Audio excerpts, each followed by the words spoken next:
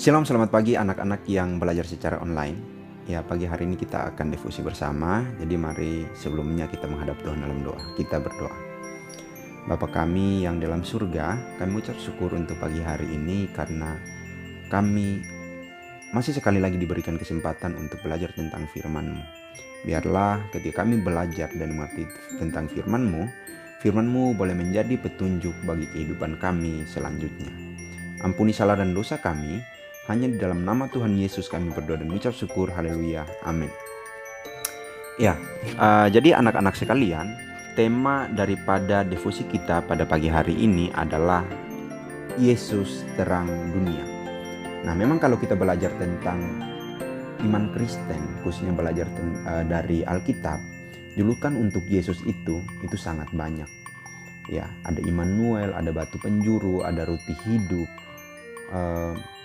ada firman hidup, ada anak Daud, raja damai, dan salah satunya yang akan kita bahas pada pagi hari ini adalah Yesus terang dunia. Silahkan buka Alkitab kalian di dalam Yohanes pasalnya yang ke-8 ayat 12b. Dalam Yohanes pasal 8 ayat yang ke-12b dikatakan bahwa akulah terang dunia. Barang siapa mengikut aku, ia tidak akan berjalan di dalam kegelapan, melainkan ia akan mempunyai hidup. Ya, kenapa sampai Yesus harus datang sebagai terang dunia? Itu adalah pertanyaan pembuka untuk kita memulai pembahasan kita. Kita tahu bahwa di dalam kitab Kejadian pasal 1, manusia diciptakan dengan begitu baik. Karena kasih Allah, manusia diciptakan. Kemudian kalau kita melanjutkan bacaan kita sampai di Kejadian pasalnya yang ketiga. Di situ dikatakan bahwa manusia memberontak, manusia melanggar perintah Allah, dan dosa menyelumuti kehidupan manusia. Ketika manusia jatuh ke dalam dosa, apa yang terjadi? Kehidupan manusia diselimuti dengan kegelapan. Kalau kita belajar dari sejarah di dalam Alkitab, umat manusia setelah jatuh ke dalam dosa, itu ada begitu banyak tantangan yang dihadapi oleh umat manusia karena masalah perbudakan dosa. Ditindas, bahkan dibunuh, diperbudak, dan lain sebagainya. Nah, karena itulah Tuhan Yesus harus hadir sebagai terang dunia. Untuk apa? Untuk menerangi dunia yang sudah gelap karena dosa yang dilakukan oleh manusia. Sebentar lagi kita akan merayakan Natal. Natal itu adalah suatu sukacita yang luar biasa bagi kita, khususnya sebagai umat Kristen, umat yang percaya kepada Yesus, kepada Tuhan sebagai juru selamat. Nah, di momen Natal ini kiranya kita bisa bukan cuma sekedar bersuka cita, tetapi mampu memaknai apa arti terang dalam kehidupan kita. Apa arti terang dari kehidupan Kristus atau Yesus dalam kehidupan kita. Seorang pendeta yang sangat terkenal di Indonesia namanya Stephen Tong itu mengungkapkan ada dua jenis terang. Terang yang pertama adalah terang natural. Terang yang memang sifatnya menerangi fisik. Contohnya itu adalah matahari, lampu ataupun cahaya lainnya yang bisa memberikan pancaran sinar. Nah, tetapi yang menjadi masalah adalah terang ini hanya menerangi fisik kita. Ada terang, Bapak bisa kelihatan, bukan karena hitam ya. Tetapi terang natural ini tidak bisa menerangi hati kita. Masalahnya dosa itu berhubungan dengan hati. Nah, terang natural ini tidak bisa menerangi hati kita yang sudah gelap karena dosa. Oleh karena itu, diperlukan terang yang kedua, yaitu terang supernatural.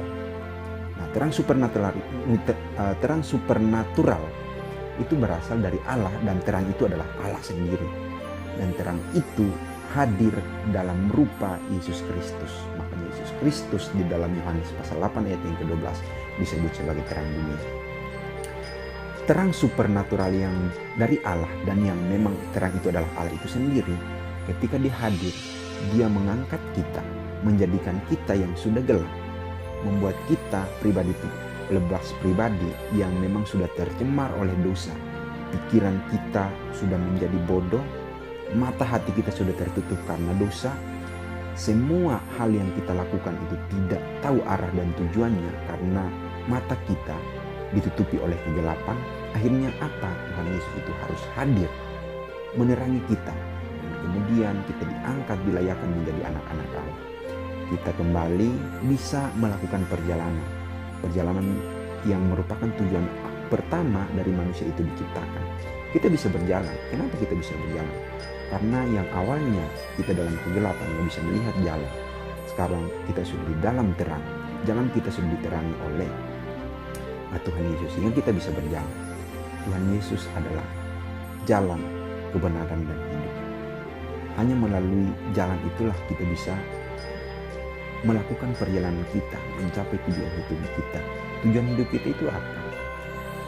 Menikmati dan memuliakan Allah. Ya. Jadi kalau kita misalkan memuliakan Allah, tetapi kita belum menikmati hidup kita, maka sebenarnya kita belum mencapai kesempurnaan atau klimaks daripada tujuan hidup kita.